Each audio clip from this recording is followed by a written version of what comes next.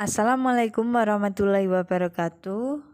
Sebelum membahas lebih dalam tentang sejarah hukum Islam dalam pandangan pakar hukum Islam, perkenalkan dulu saya Reka Firdanur Rohmah dari Hukum Ekonomi Syariah UIN Raden Mas Said Surakarta. Yang pertama, saya akan membahas tentang konsepsi formal substansif hukum Islam. Menurut konsepsi Islam, pembahasan hukum Islam itu tidak terlepas dari terminologi fiqh dan syariah dari sejarah keduanya. Nah, dari awal Islam, kata fiqh itu dipergunakan sebagai pemahaman terhadap hukum agama secara keseluruhan, yaitu semua hukum yang diisyaratkan oleh Allah untuk para hambanya, baik yang berhubungan dengan keimanan, keyakinan, dan yang berkaitan dengannya atau berupa hukum-hukum kewajiban, perintah, larangan, atau pilihan.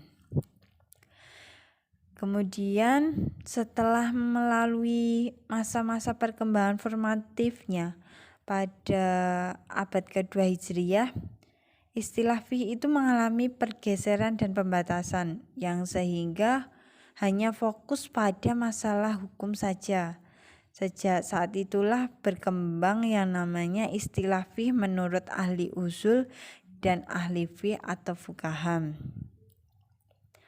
Menurut fuqaha, istilah fiqh itu mengandung dua pengertian. Pertama, fiqh ialah memelihara masalah-masalah hukum saja yang praktis atau berkaitan dengan perbuatan yang diambil dari Al-Quran dan As-Sunnah, serta disimpulkan dari keduanya apakah dipelihara karena dalil-dalilnya atau permasalahannya saja. Sedangkan pengertian kedua, fiqh merupakan kumpulan hukum syara. Saya jelaskan juga pada konsepsi formal dan substansif hukum Islam ini terdapat pembahasan tentang persamaan dan perbedaan fiqh dan syariah menurut para fuqaha. Untuk persamaannya, menurut para fuqaha, fiqh dan syariah itu sama-sama membahas tentang hukum yang datang dari Al-Quran dan As-Sunnah. Nah, untuk perbedaannya, fiqh hanya membahas hukum ijtihadiyah dan berhubungan dengannya, sedangkan syariah membahas hukum-hukum ijtihadiyah dan membahas juga hukum iqtiqodiyah dan akhlakiyah. Kemudian berlanjut pengertian syariah dan fikih. Syariah merupakan konsep substansial dari seluruh ajaran Islam, meliputi aspek keyakinan, moral, dan hukum. Sementara fiqh merupakan upaya untuk memahami ajaran Islam tersebut. Berlanjut pada istilah yang digunakan oleh Scott, secara garis besar mengartikan bahwa hukum Islam merupakan hukum suci di satu sisi dan hukum Islam secara teknis jurisprudensi di sisi lain. Nah, Scott ini menarik kesimpulan tentang hukum Islam secara umum, bahwa yang dimaksud hukum Islam itu harus bersifat teknis, bahkan sebatas normatif saja. Maka Scott merujuk pada hukum-hukum yang ada sebelum Islam. Contohnya itu seperti hukum Yahudi, kemudian hukum Romawi, dan hukum sebagaimana yang sering menjadi rujukan Scott tersebut. Berlanjut pada pandangan hukum dikaji oleh Scott secara prinsipil amat berbeda dengan pemahaman para ulama fikih. Nah, hukum Islam itu memiliki dua dimensi. Yang pertama dimensi ilahiyah dan yang kedua dimensi insaniyah. Kaitannya dengan ilmu hukum Islam, syariah dan fiqh yang terdapat dalam sumber Al-Quran dan berbagai literatur Islam mencakup hukum dalam arti sistem ajaran dan kaidah atau norma. Nah, dua arti tersebut tampaknya diabaikan oleh Scott, terutama ketika ia melihat hukum pada masa Nabi dan sahabatnya. Maka tidak heran apabila Scott itu menyatakan bahwa hukum Islam dimulai dari masa Umayyah. Berlanjut, secara terminologi, pemikiran Skat mengalami dinamika. Akan tetapi secara substansial, hukum Islam di mata Skat harus memiliki sifat teknis dan formal. Skat menurut analisis penulis yang saya baca pada buku, penulis menganalisis bahwasanya Skat itu cenderung berpikir praktis semata tanpa memasukkan unsur-unsur teologis sebagaimana pengertian fikih dalam Al-Quran, Al-Hadis, dan kesepakatan istihad para ulama, dan juga Skat tidak merinci asal-usul kata syariah atau fiqh secara utuh. Pembahasan yang kedua yaitu tentang konsepsi tentang sumber dan periodisasi hukum Islam. Langsung saja, Skat berpendapat bahwa sumber hukum Islam pertama ialah tradisi masyarakat Arab pra-Islam atau hukum adat, bukan Al-Quran dan As-Sunnah, dan juga bukan sebagai sumber hukum Islam kedua setelah Al-Quran. Tentang sumber hukum yang merupakan persoalan polemik antara ahli ilmu tasawuf dan ahli fikih, Juhaya S. Praja mengatakan bahwa ahli tasawuf berpendapat bahwasanya sumber hukum secara hakiki merupakan Allah, sedangkan ahli fikih berpendapat bahwa sumber hukum ialah Al-Quran sebagai dalil hukum. Akan tetapi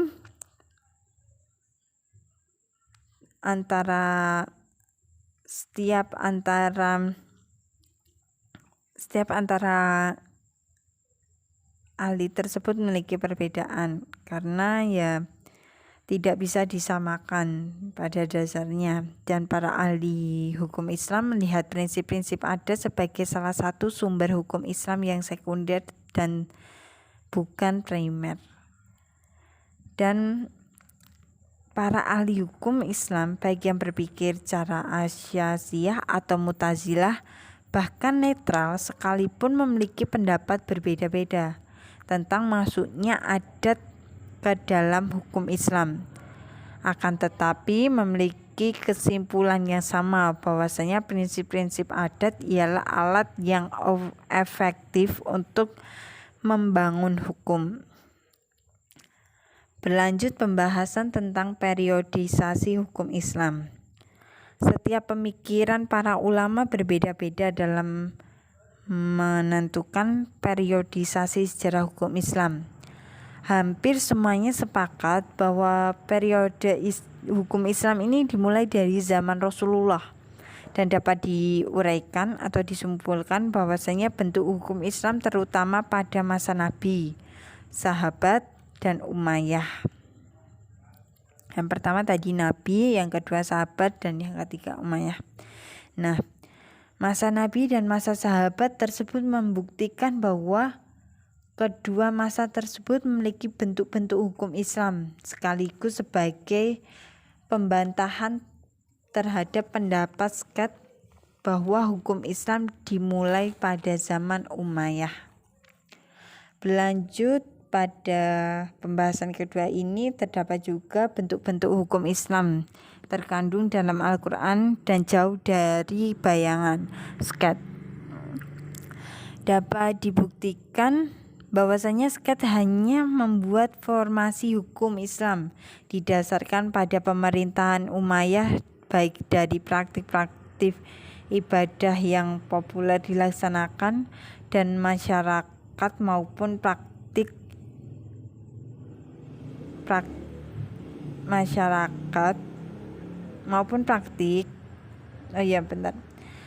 didasarkan pada pemerintahan Umayyah, baik praktik-praktik ibadah yang populer atau terkenal dilaksanakan oleh masyarakat maupun praktik administrasi pemerintahan. Nah, seperti halnya dengan hukum perang, kemudian hukum fiskal dan hukum pidana. Selain itu, ketiga aliran politik dan keagamaan jam istilah skat seperti Mu'tazilah, Khawarij, dan Syiah baik secara teoritis maupun praktis. Kemudian terbukti menilai metodologi hukum tersendiri dan tentu saja memiliki pandangan yang berbeda-beda terhadap hukum. Meskipun demikian, apa yang telah disangkakan oleh skat secara realistis itu tidak benar.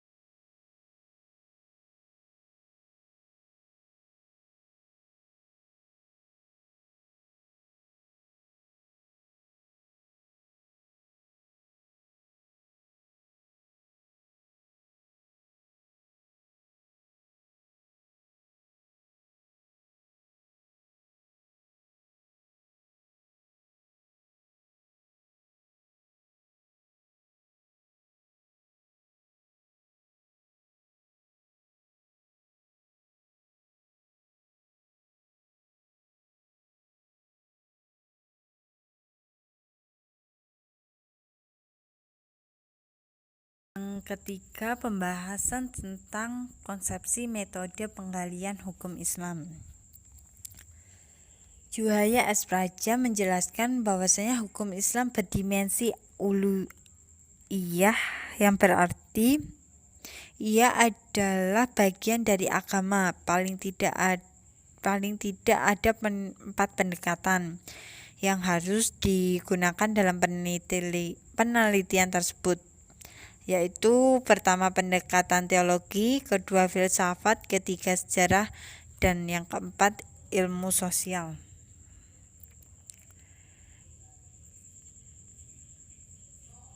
Pendekatan teologi yang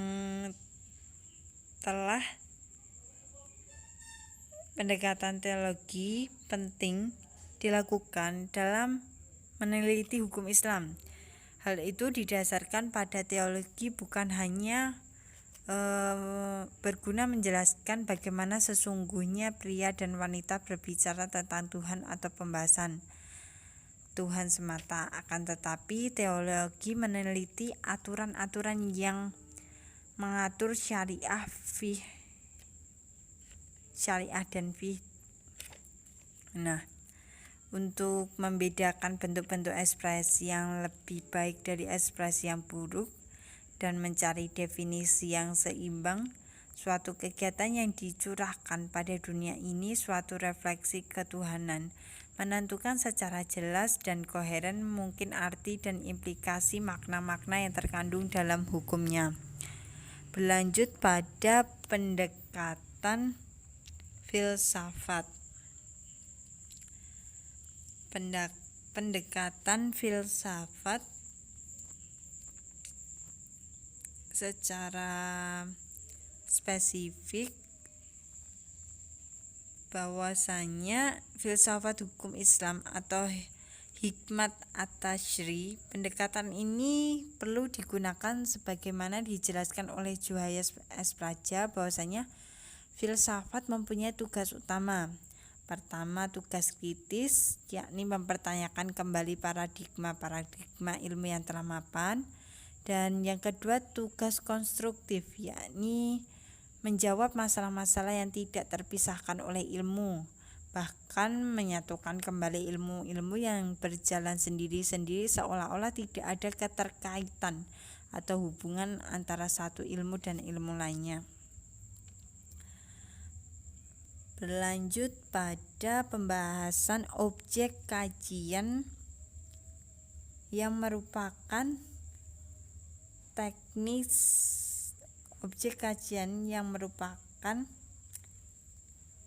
teori-teori hukum Islam. Nah, itu meliputi yang pertama prinsip-prinsip hukum Islam, yang kedua dasar-dasar dan sumber-sumber hukum Islam, yang ketiga tujuan hukum Islam, yang keempat asas-asas hukum Islam, yang kelima kaidah-kaidah hukum Islam. Nah, berlanjut juga pada objek kajian praktik filsafat hukum Islam itu meliputi jawaban atas pertanyaan-pertanyaan. Seperti halnya yang pertama, mengapa manusia melakukan muamalah dan mengapa manusia harus diatur oleh hukum Islam. Kemudian pertanyaan kedua, mengapa manusia harus melakukan ibadah seperti sholat. Dan pertanyaan ketiga, seperti halnya dengan apa rahasia atau hikmah yang terkandung dalam pelaksanaan ibadah seperti puasa, haji, dan sebagainya. Berlanjut pembahasan tentang kegunaan filsafat hukum Islam terhadap penelitian hukum Islam merupakan penjelasan dan memberikan pengetahuan hukum Islam secara utuh kepada yang mengkajinya. Nah, pengkajian filsafat hukum Islam ini memungkinkan pemahaman Islam secara menyeluruh dengan berkaitan dan hubungan yang terjalin dengan ilmu agama lainnya, baik dalam ilmu kalam, filsafat, tasawuf, ilmu Al-Quran, dan hadis. Berlanjut pada pendekatan sejarah.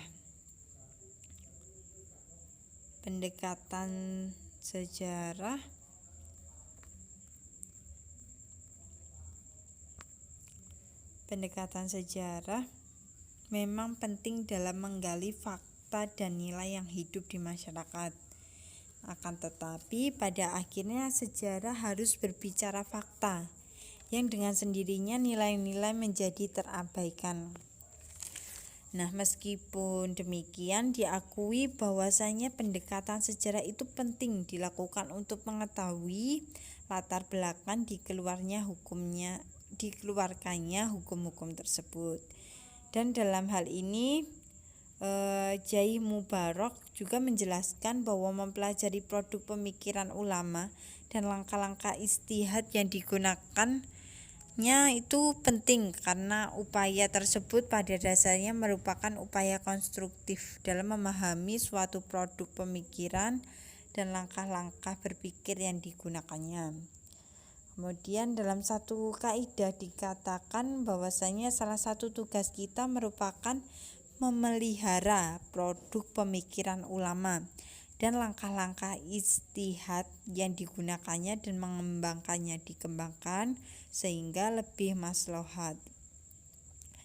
Nah, berawal dari kaidah tersebut, mempelajari sejarah hukum Islam berarti telah melakukan langkah awal dalam mengkonstruksi pemikiran ulama klasik dan langkah-langkah ijtihad yang digunakannya untuk ditransmisikan.